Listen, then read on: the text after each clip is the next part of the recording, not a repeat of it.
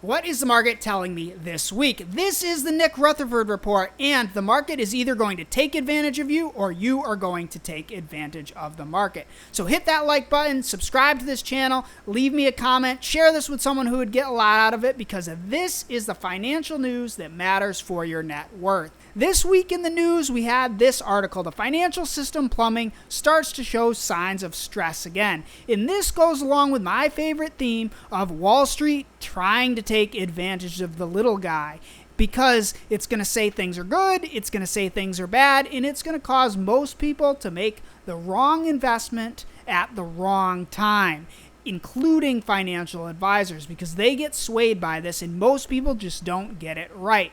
So let's look at the next news article that's very interesting, because something like this came out. As the hard data collapses, manufacturing surveys mixed reality emerges. And yeah, it was down a little bit, but it's not down tremendously. I'm just pointing this type of thing out because this is always Wall Street trying to take advantage of you. And what I do, I look at the data. Let's look at the hard data. What really matters? Well, where the money's flowing. That means income and spending. And people don't have income if they're not employed. And this morning, the employment situation report came out. And you can see here that the employment changed a little bit. It's up at 4.1% right now. And why is this important? Well, we're going to get to that in just a second, because this has huge ramifications. And it's something that the market is telling me to watch very closely. See, this is a very interesting graph that I want to bring up. The payroll graph here, because we have the establishment survey and the household survey, and there's been this disconnect. So this is a very concerning disconnect. And as the unemployment rate ticks up, you will see that I'm going to freak out, because what happens next and what am I doing about it? Well, I'm watching the data. I'm not watching the news articles, because the news articles are just designed to confuse me and take advantage of me. So I want to look at the real-time data. And this is some amazing real-time data we're looking at with the unemployment number. Why? Because there's an recession indicator that for every single recession over the last 50 some odd years or so, just going off memory, you can look up how accurate it is going back farther. I don't remember off the top of my head, but since 1960 here, we have this ongoing indicator that will tell you with 100% accuracy when there's a recession. And that's when I'll go down to here, it's the national unemployment rate, U3, rises by 0.5 percentage points or more relative to the minimum of the 3-month average from the previous 12 months. So all that's doing in simple English is it's looking at the average, and when the average starts to tick up just a little bit, 0.5 to be exact, then without fail, there is a recession. So this is what I'm watching in the market, because this is the type of data that will dictate whether I'm going to be invested or whether I'm going to sell and move positions to cash. Because as this ticks up, guess what? People don't have jobs, and if they don't have jobs, they're not spending. And this means a big problem for corporate earnings sometime in the future. Not today, but if this trend continues, there will be a big problem. But I'm not saying rush out and sell anything. I'm not doing that now. I'm just letting the market tell me what to do next. And I'm doing that by watching, because the data is not telling me to freak out quite yet. It's just telling me we're very close. We're in something like 25%. If I zoom in here, it's at 0.43, and it needs to go up another 0.07. So only a tiny bit, and then the indicator is going to flip. So this is something that I'm watching very closely, because this means, as I said, less spending. That's going to mean less corporate profits. So that means that when the corporate profits come down, all of the Wall Street machines that are buying and selling are going to read less corporate profits. They're going to sell stocks instead of buy stocks.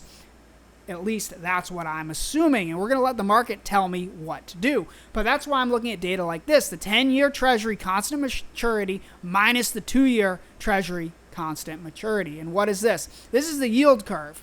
And a lot of people have been talking about this upcoming recession, worried about the yield curve. Oh no, it's inverted. Yeah, what that means is watch and pay attention. We're in the danger zone, but it's not the complete freak out zone, because if you look at the chart, from every recession, it inverts, then it uninverts. It inverts, then it uninverts. Back in 2000, it inverted and then it uninverted, and then there was a problem. In the Great Financial Crisis, it inverted and then it uninverted, and then there was a problem. And right now, it's very inverted. So I'm watching this closely, because as the yield curve uninverts, if it uninverts, and the jobs market is telling me, oh no, people are getting fired, that's when it's going to be time to freak out. But right now, the data is not telling me it's time to freak out. It's just saying that we're perilously close to a potential time that we could freak out. But I'm looking at the market to tell me what to do, because if you look at the market is the best indicator for me. If I look at Bitcoin, well, Bitcoin might be in a slight downtrend, but it's still up. It's up on the year. Let's see if this downtrend continues. More importantly, the market as a whole right now looks like it's still in an uptrend. So if the data isn't quite there where it's saying, oh no, time to freak out, and it's still in an uptrend, well, guess what? I'm not freaking out. And above all, looking at the market leaders. Well, the market leaders have been holding here. Let's look at the chart of NVIDIA. NVIDIA looks like it's now trending sideways. And I'm expecting that we're going to have more data centers, not less data centers come next earnings. So it's probably going to get even better.